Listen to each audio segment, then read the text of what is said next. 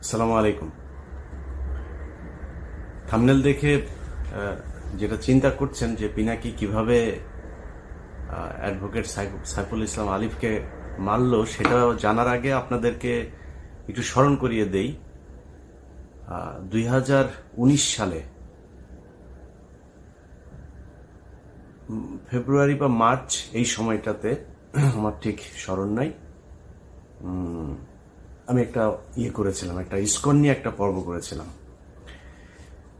সেই ইসকনের পর্বটাতে দেখানো হয়েছিল যে ইসকন যে একটা জঙ্গি সংগঠন এবং এরা একত্রিত হচ্ছে, সংঘবদ্ধ হচ্ছে এবং এদের মূল টার্গেট হচ্ছে একটা বিশাল গণহত্যা চালানো। এটার জন্য তাদের অর্থ, তাদের ট্রান্সপোর্টেশন সুবিধা, তাদের অস্ত্র, তাদের সব ধরনের সুযোগ সুবিধা, এবং তারা যেটা করছিল সরকারি অফিসগুলোতে বড় বড় পদে যারা আছে তাদেরকে তারা টাকা পয়সা দিয়ে, নারী দিয়ে এইভাবে হাতে নিচ্ছিল। যে কারণে বিভিন্ন জায়গায় যখনই কোথাও কোনো আপনার এমনকি হিন্দুদের সাথেও তাদের বিভিন্ন মন্দির দখল নিয়ে গ্যাঞ্জাম হয়েছে, সেই গ্যাঞ্জামগুলোতেও দেখা গেছে ইসকনের সংখ্যা কম, কিন্তু পুলিশ প্রশাসন সবসময় তাদের পক্ষে দাঁড়িয়েছে, যে কারণে তাদের সাথে পারা যায়নি। তো ওই সময় কিছু কিছু বিশেষজ্ঞ আছে, সেই বিশেষজ্ঞদের নাম বলতে চাই না, আর ঝামেলা আর বাধাইতে চাই না, কারণ 5 বছর অনেক যন্ত্রণা সহ্য করে আসছি, তো একটু শান্তিতে থাকতে চাই। হ্যাঁ, তো তারা বলেছিল ইসকন নাকি একটা তাবলিগ সংগঠনের মতো, এরা তাবলিগের মতো গান টান গায়, হ্যাঁ, এরা কৃষ্ণ ভাবনা করে, তো এটাই হচ্ছে তাদের মূল কাজ। এখন দেখেন বাংলাদেশের সবচেয়ে বিস্ফোরা হয়ে দাঁড়িয়েছে ইসকন। আমি ইসকনের এই হত্যাকাণ্ডে ডেইলি স্টারের একটা নিউজ গতকালকে করেছে, Chinmoy followers clash with cops in Chittagong, lawyer killed. এটা হচ্ছে ডেইলি স্টারের সংবাদ। আর প্রথম আলো নিউজ করেছে, সময় নিউজ করেছে, চট্টগ্রামে আইনজীবীকে হিন্দু ভেবে হত্যা করলো দুষ্কৃতিকারীরা। বুঝছেন তো, হিন্দু ভেবে কারা হত্যা করেছে? তার মানে মুসলমানরা হত্যা করেছে। তো সমস্যাটা এইখানেই। এখনো পর্যন্ত এই গণমাধ্যমকে কিছুই করা হয় নাই, গণমাধ্যমে কিছুই হয় নাই। সময় টেলিভিশনের সাকি এখানে এখন পর্যন্ত তাদের হয়ে কাজ করে। কমল দে এখনো পর্যন্ত, এই যে নিউজের সাথেও সম্ভবত কমল দে জড়িত আছে, সে ওইখানে এই নিউজ করেছে, সময় টেলিভিশনে কালকে থেকে যাচ্ছে। এখন এটা বিচার করবে কে? আপনাদের গত 2 দিন ধরে দেখছি যে সবাই পিনাকির পেছনে লেগেছে, কারণ পিনাকি হচ্ছে ওই যে প্রথম আলোর সামনে গিয়ে গরু জবাই করেছে, এটার জন্য। পিনাকির অতীত, পিনাকি গণজাগরণ মঞ্চের সাথে ছিল, পিনাকি অনেক বাম করেছে, পিনাকি হুজুরদের বিরুদ্ধে অনেক কথা বলেছে, জামাতের বিরুদ্ধে অনেক কথা বলেছে। পিনাকির প্রতি আপনার ক্ষোভ থাকুক, সন্দেহ থাকুক, কোনো সমস্যা নেই, কিন্তু পিনাকি যেটা করেছে এই গেল 2-3 বছরে, পিনাকির যে অবদান এইটুকু আপনাকে স্বীকার করতে হবে। আর প্রথম আলোর সামনে যেটা করেছে, প্রথম আলোর সামনে ওই সময় ডাকা ঠিক ছিল কিনা, ওই সময় দাড়ি টুপিওয়ালা লোকজনের যাওয়া ঠিক ছিল কিনা, এত এত ডর ভয় দেখায় না, লাভ নাই। এই দেশে যেই সব এই কুকুরের ছানাগুলো সুশীল সাইজা তারপরে এইসব বলে না, এই কুকুরের ছানাগুলো এই জুলাই আগস্ট মাসে রাস্তায় নামে নাই। এরা আজকে এসে যে চেয়ারে বসছে না, এই চেয়ারে বসা লোকজন এরা এখন দেখাচ্ছে যে আইন, হ্যাঁ, পত্রিকার সামনে যা করা যাবে না, পত্রিকার সামনে এখানে নিউ ইয়র্ক টাইমস, তারপরে এখানে CNN, BBC সবকিছু সামনেই প্রোটেস্ট করে মানুষ। তো প্রোটেস্ট করা যাবে না কিছুর জন্য? ওইখানে যা প্রথম আলোর বিরুদ্ধে কিছু বলে, প্রথম আলোর কারোর ধরে টান দেয় নাই তো। প্রথম আলোর সামনে গিয়েছে, তারা গরু জবাই করে তারপরে মাংস খাবে, চলে যাবে। এই আন্দোলন এরকম হওয়া উচিত ছিল কি না ছিল সেটা নিয়ে আপনার অবজারভেশন থাকতে পারে, কিন্তু পিনাকি যেটা করেছে সেটা করার পরে সেই লোকগুলো গিয়েছে, তাদেরকে মারধর করা হয়েছে, মারধর করার পরে তারপরে নিয়ে আবার আটকে রাখা হয়েছে। প্রথম আলোর বিরুদ্ধে কি করা হয়েছে? ওই লোকগুলির অপরাধ কি ছিল? সেখানে গরু জবাই করতে গিয়েছে, এটাই অপরাধ। কিন্তু এই প্রথম আলো এই গেল 15 বছরে অন্তত 1500 মানুষকে অন্তত তারা খুন করেছে। অন্তত এখন পর্যন্ত জেলখানায় আপনার কি কোনো অনুমান আছে কত হাজার আলেম আটক আছে? যে কয়জন আলম বের হয়েছে সেই কয়জন আলেমরা নিজেরাও এদের নাম টাম বলে না, এদের ব্যাপারে আমার মনে হয় ওনাদের কোনো চিন্তা ভাবনা আছে কিনা সেটাও জানি না। আমি ইলিয়াস, আমার কথা আপনাদেরকে বলে রাখি, আমি ইলিয়াস অ্যাটর্নি জেনারেল পর্যন্ত যায় যদি একটা তদবির করি, ওনার কাছে যদি একটা উপকার চাই, উনি যদি আমাকে একটা উপকার করে, সেই উপকার দিয়ে অন্তত 20 কোটি টাকা আমি ইনকাম করতে পারি। আমি ইলিয়াস করি না। অ্যাটর্নি জেনারেলের কাছে যায় জিজ্ঞেস করেন, যতবার তাকে ফোন করেছি এই রাষ্ট্রের জন্য ফোন করেছি, এই আলেমদের ছাড়ানোর জন্য ফোন করেছি, বাবুল আক্তারের কথা বলেছি, বিডিআর এর হত্যাকাণ্ডে যারা আছে তাদের কথা বলেছি, কোনোদিন পার্সোনাল কোনো ইন্টারেস্ট নিয়ে তার কাছে যায়নি। জিজ্ঞেস করেন যায়। তো উনি আইনের ভেতরে থেকে যতটুকু সম্ভব হয়েছে, কিন্তু আলেম যারা আছেন আপনারা তো তাদের সাথে জেল খেটে এসছেন, দেখেন নাই তাদের কি অপরাধ। আসিফ নজরুল বলে যে এই ডিজিটাল নিরাপত্তা আইন, সে আমাকে ওই দিন ফোন করে বলছে যে আপনার এখন সমস্যা কি, আপনি চলে আসেন, আপনার শুনলাম পাসপোর্ট নিয়ে সমস্যা। আরে আসিফ নজরুল, আপনি আমার পাসপোর্ট নিয়ে উনি দেখবেন। আরে আসিফ নজরুল ভাই, আপনি আমার পাসপোর্ট নিয়ে দেখবেন, আপনি এসবি রে বলেন না, পাসপোর্ট অফিসে বলেন না, ওদের যদি বাপের ক্ষমতা থাকে আমার পাসপোর্ট আটকায় রাখতো, ওদের বললেন ক্ষমতা থাকে, উনি আমাকে এই হেল্প করতে চায়। আপনার কাছে এই হেল্প চাই না তো ভাই, আপনার কাছে জীবনে কোনোদিন কোনো পার্সোনাল ইন্টারেস্ট নিয়ে জীবনে ইলিয়াস যাবে না। কিন্তু আপনি এই যে আলেমরা এখন পর্যন্ত আটকে আছে, ডিজিটাল সিকিউরিটি অ্যাক্টে অনেক আলেম আটক আছে, আপনার সেখানে ভূমিকা কি, আপনার পদক্ষেপ কি, আসলে কি কিছু নেওয়া হচ্ছে? কিছুই নেওয়া হচ্ছে না। এখন বালের এক আইন দেখাচ্ছে, ওইখানে প্রথম আলোর সামনে যাওয়া যাবে না, ডেইলি স্টারের সামনে যাওয়া যাবে না, কালবেলার সামনে যাওয়া যাবে না, হাজার হাজার পুলিশ আর্মি যায় সেখানে ভরে। আরে বেটা, তুই যে চেয়ারে বসছিস ওই চেয়ারটাই তো জোর করে দখল করে শেখ হাসিনা কি তোর কি ওইখানে বসাইছে? তুই নির্বাচন করে আসছিস, তুই কোন সংবিধানের কোন ধারায় তুই এই চেয়ারে বসছিস? তুই এখন ঈদ আইন দেখাস। এই দেশ বিপ্লবের মধ্যে আছে, বিপ্লব করে আদায় করতে হবে। গতকালকে সাইফুল ইসলাম আলিফকে সেখানে খুন করা হইলো, গোয়েন্দা সংস্থা কি বাল ফালাইছে সেই জায়গায়।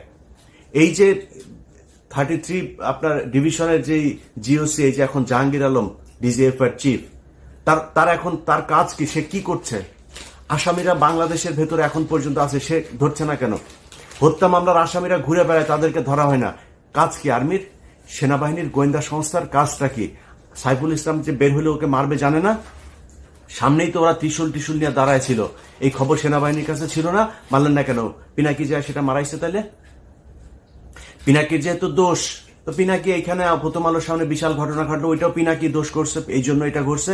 যারা এই 2 দিন সুশীল বাক্য ছাড়লেন তারা এটা ঠেকাইতে পারেন নাই কেন? যেই দিনের ঘটনা, যেদিন ঘটনা এই পিনাকির ওই ঘটনার পরে 5 জনকে ধরে নিয়ে গেল তেজগাঁও থানায়, সারা রাত তাদের বলা হলো সকালে ছেড়ে দিবে, সকালে বলছে যে তাদেরকে করে দিবে। আমি ওইখানে 3.5 ঘন্টা লাইনে ছিলাম। আমি বলেছিলাম যে তাদেরকে যতক্ষণ না ছাড়াবো, এটার জন্য যত খারাপ পরিস্থিতি তৈরি করার প্রয়োজন হয় সেটা করা হবে। তাহলে যদি নাকি না ছাড়তো তাহলে সেটা হইতো। তো ছাড়তে দেরি করলেন কেন? 3.5 ঘন্টা কেন আমার বসায় রাখলেন? 3.5 ঘন্টা পরে যায়, তারপরে ডিসি এসে সেটাকে সেই 5 জনকে ছাড়লেন। তার আগেই তো ছাড়তে পারতেন। এবং আপনারা চিন্তা করেন যে দেশের অবস্থা এই হয়ে যাবে, সেই হয়ে যাবে, তৃতীয় পক্ষ এখানে সুবিধা নেবে। তো তৃতীয় পক্ষ সুবিধা নিবে, ওই দিনই তো 3টা কলেজের মধ্যে মারামারি। সেই কলেজের ওগুলি গোয়েন্দা সংস্থা ঠেকাইতে পারে নাই কেন?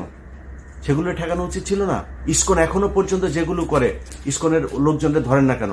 এই যখন আমি এই ভিডিও বানাচ্ছি বাংলাদেশ সময় গভীর রাত, এই সময় পর্যন্ত শুনলাম যে তারা বিভিন্ন পাহাড় টাহাড় বিভিন্ন জায়গায় ইসকনের লোকজন জড়ো হয়ে তারা সমাবেশ করছে, তারা কিভাবে মুসলমানদের উপরে হামলা করা যাবে এইসব নিয়ে ঐক্যবদ্ধ হচ্ছে। তো এটা তো গোয়েন্দা সংস্থার কাজ, কিছু করছেন কি আপনারা? এখন প্রথম আলো, ডেইলি স্টার আর হচ্ছে গিয়া এই এইটা হচ্ছে বাংলাদেশের সবচাইতে সেন্সিটিভ জায়গা। এই যে ডেইলি স্টারের যে সংবাদ, যে পুলিশ আর আইনজীবীদের এই ইসকনের নামও নেন, একটা জায়গায় ইসকনের নাম নেই, ওই যে চিন্ময়ের নাম নিচ্ছে, চিন্ময়ের ফলোয়ার্সদের মধ্যে পুলিশের একটা সংঘর্ষ, সেখান থেকে একটা এই নিয়ে হাসপাতালে ভর্তি করেছে। হাসপাতালে ভর্তি করার পরে তারপরে ডাক্তার তাকে কর্তব্যরত ফিজিশিয়ানস তাকে আপনার প্রোনাউন্স করছে যে হি ইজ ডেড। এখন এর বাইরে কোনো তথ্য তারা জানে না, তারা এইভাবে একটা মিস ইনফরমেশন মানুষের মধ্যে ছড়ায় দিল। এটা তাদের সূক্ষ্মভাবে এইভাবে গত 15 বছর করেছে, এখনো করবে, সামনেও করবে। এদেরকে সুযোগ দেয়া যাবে না। যে যত বালের আইন মাইন যত বালচাল শিখান, কোনো সমস্যা নেই। ডেইলি স্টার, প্রথম আলো, আপনার এলাকায় যারা কিনা এদের এই যে পত্রিকার দেয় না, এদেরকে বলতে হবে এটা আমার মত প্রকাশের স্বাধীনতা। প্রথম আলো, ডেইলি স্টার যেমন মত প্রকাশ করে না, আমার মত প্রকাশের স্বাধীনতা। যে এরা হচ্ছে গিয়া অন্য দেশের এজেন্ট, এরা পত্রিকা না। ডেইলি স্টার, প্রথম আলো এই দেশের দুষ্কৃতিকারী, তারা দেশদ্রোহী, তারা পত্রিকা না, পত্রিকা সাংবাদিক না, এদের পত্রিকা সাংবাদিক টেলিভিশন। আপনি যিনি দিনাজপুরে বসে আছেন চট্টগ্রামের ঘটনার জন্য আপনার খারাপ লাগছে না? যিনি চুয়াডাঙ্গায় আছেন খারাপ লাগে না? জামালপুর আছেন খারাপ লাগে না? কুমিল্লায় আছেন খারাপ লাগে না? ব্রাহ্মণবাড়িয়া আছে খারাপ লাগে না? আপনি ওইটার জবাব নিতে চান, ওইটার প্রতিশোধ নিতে চান? আপনার এলাকায় বসে আপনি প্রতিশোধ নেবেন। প্রথম আলো, ডেইলি স্টার, কালবেলা এরা কোনো পত্রিকা না, এরা এই দেশের দুষ্কৃতিকারী। বিপ্লব চলছে, বিপ্লবের মাধ্যমে সেটাকে মোকাবেলা করতে হবে। আইনগতভাবে যদি মোকাবেলা করতো তাহলে সরকার এতদিনে করতো, কোনো কিছুই করে নাই। এবং প্রথম আলো, ডেইলি স্টার, তার লোকজন সব ইউনুস সরকারের পিছনে আশপাশে বসা রাখছে। ডক্টর মোহাম্মদ ইউনুস তো কাউকে চেনেও না ঠিক মতো। তো উনি মনে করছেন ভালো মানুষ, উনি মনে করছেন ও এই দক্ষ মানুষ, পড়াশোনা করেছে, ভালো বোধহয় ইয়ে করবে। কিন্তু এই যে পড়াশোনার পাশাপাশি যে সে যে প্রথম আলোতে কোচিং করেছে, এই দিল্লিতে গিয়ে কোচিং করেছে, সেটা তার ডক্টর মোহাম্মদ ইউনুস জানে না। তো তাদেরকে নিয়ে বসায় রেখেছে, তারা তাদের মতো করে কাজ করছে। অতএব আইনগতভাবে প্রথম আলো, ডেইলি স্টার এদের বিরুদ্ধে এরা কিছু করবে না। আমি একটা ডকুমেন্টারি তৈরি করলাম, সব দেখাইলাম সেইখানে, তারপরে ওইটার পক্ষে কোনো ব্যবস্থা তো নাই। ওনারা উপরের লেভেলে সবাই বসে বসে প্রথম আলোর পক্ষে করে, আপনার ফেসবুকে পোস্ট করে। মানে আমার নিয়েও কিছু বলে না, ডকুমেন্ট নিয়েও কিছু বলে না, প্রথম আলোর পক্ষে পোস্ট করে।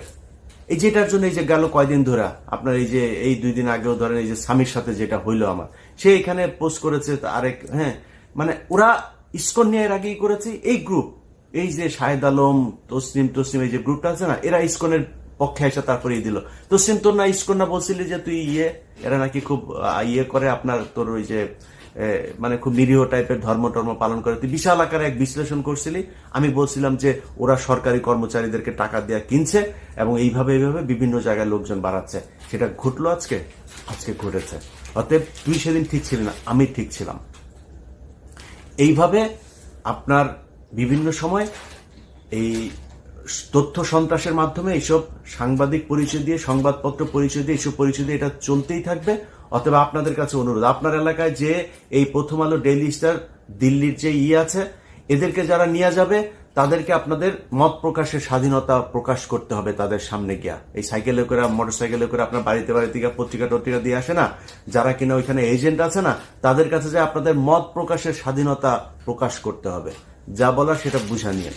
অতএব এখন এই সাইফুল ইসলাম আলিফের যে হত্যাকাণ্ড, এই হত্যাকাণ্ড নিয়ে আসলে মানে প্রথম আলো, ডেইলি স্টার সহ এই যে এই পত্রিকায় সুশীল মার্কা যারা বসে আছে না, এখানে সবই বেশিরভাগই ওদের লোকজন। সো আপনারা এখন হয়তো একটা পরিস্থিতির কারণে একটু চুপ হয়ে আছে, তারপরে সবল দিচ্ছে, মাঝে মধ্যে ফোঁস করে উঠছে। এই ডেইলি স্টার, এটা হচ্ছে তার আর একটা প্রমাণ। তো আমরা কিছু বলার নাই, এই দেশে মুসলমানরা এখন সংখ্যালঘু। আমরা মানে এমন একটা অবস্থায় আছি, আসলে মানে এই দেশে আমাদের থাকাটা খুব কষ্টকর হয়ে যাবে, খুব ঝুঁকিপূর্ণ একটা জায়গার মধ্যে আছে। কারণ ওরা সবাই চায় এই দেশটা ভারত নিয়ে নেক, ভারতের সাথে মার্চ করুক। এই হিন্দুদের সাথে আবার বুদ্ধিজীবীরা, সুশীলরা, এখন যারা সরকারে বসেছে, এদের ভেতরেও মানে আমার মনে হয় ডক্টর মোহাম্মদ ইউনুস বাদে এখানে যারা আছে প্রায় সব কয়টাই এইটাই চায়। তো এটা চাইলে আমরা এটা করে এটার কেমনে কি করব বলেন? কিছু করার আছে? করণীয় আছে আমাদের? কিছুই করণীয় নাই। তো যার যা করার, যে যেভাবে চিন্তা করেন, সংঘবদ্ধ থাকেন।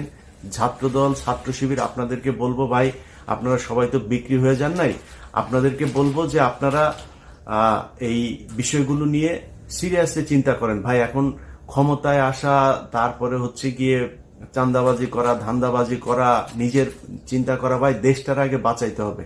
এই দেশটার জন্য যদি প্রয়োজন হয়, আবারও বলে নিচ্ছি, এখন তো আমার দেশে গেলে সমস্যা নাই, যদি প্রয়োজনে আপনারা যদি সেরকম কোনো পরিস্থিতি মনে করেন যে দেশে হচ্ছে, ভারতের সাথে যুদ্ধ করতে হবে, আমি আপনাদেরকে কথা দিলাম, আমি ইলিয়াস হোসেন ফার্স্ট পার্সন বুকে গুলি নেওয়ার জন্য দেশে ফিরে আসবো ইনশাল্লাহ। কোনো সুবিধা নেওয়ার জন্য আসবো না। যদি গুলি নেওয়ার সেই পরিস্থিতি তৈরি হয়, ইনশাল্লাহ প্লেনে চড়বো। অতএব আপনাদের কাছে অনুরোধ, রাজনীতি করেন, যা করেন, যেইভাবে করেন, ভাই দেশটা খুব সমস্যার ভেতরে আছে। এই দেশের বিপ্লবটা শেষ হয় এবং অনেক কিছু এখন পর্যন্ত করতে হবে, সেটা বিপ্লবের মাধ্যমে। আপনাদেরকে এর আগের বার বলেছি যে এই যে আপনার ছায়ানট, তারপরে উদিচি, এগুলো আছে না, এরা এই যে শিল্পকলা একাডেমির করে দখল করে রাখছে। আমি জানি না সেটার অবস্থা কি। আপনাদের কাছে অনুরোধ ভাই, এই যে কলরব আছেন, সাইমন শিল্প গোষ্ঠী আছেন, আরো অনেক জামায়াত শিবিরের অনেক প্রতিষ্ঠান আছে, কওমিদের অনেক প্রতিষ্ঠান আছে, আপনারা যায় সেগুলো ভাই দখল করবেন। আপনাদের নাটক চলবে, আপনাদের গান চলবে, আপনারা সিনেমা বানাবেন, এগুলো চলবে। সো তারা যদি করতে যায় তারা তাদের মতো করুক, আপনাদের সময় দিয়ে তারপরে তাদের করতে হবে। শুধু তারা সেটা দখল করে রাখবে, এটা হবে না। বিপ্লবের অনেক কিছু ভাই দখল করে নিতে হবে। এখনো পর্যন্ত আইনগতভাবে এই সুশীলদের হাতে নিবেন। এই সুশীল কুকুরের ছানারা এরা জীবনে আপনাদের কথা বলবে না, আমাদের কথা বলবে না। যারা জীবন দিয়েছে তারা এই সুশীল না, তারা এখানে কোনো চেয়ারও পায় নাই, তারা কিছুই পায় নাই। একমাত্র এই নাহিদ আর আসিফ দুইজন এখানে আছে, দুইজন তারপরে খুবই সংখ্যালঘু প্রজাতির হয়ে আছেন। আসিফ যেসব কথাবার্তা বলেন সেসব কথাবার্তা বলার পরে তাকে আবার নানানভাবে থ্রেট দেওয়া হয়, এটা বলা যাবে না, ওইটা বলা যাবে না। নাহিদ তো এমনি চুপচাপ থাকে, একটু যেটুকুই করতে চায় সেইটুকুও মনে করেন তাকে বাধা দেওয়া হয়, এই দোষ ওই দোষ নানান কিছু করে তাদেরকেও কোণঠাসা করার চেষ্টা করা হচ্ছে। তো বিপ্লবের যেই মানে চরিত্র সেটা আসলে সরকার ধারণ করে না, যে কারণে এখনো বাইরে থেকে ফোর্সগুলি আপনাদেরকে ভাই এই বিপ্লবের সমাপ্তিটা করতে হবে, পরবর্তী যা করার সেটা করতে হবে। সবাই ভালো থাকবেন, আল্লাহ হাফেজ।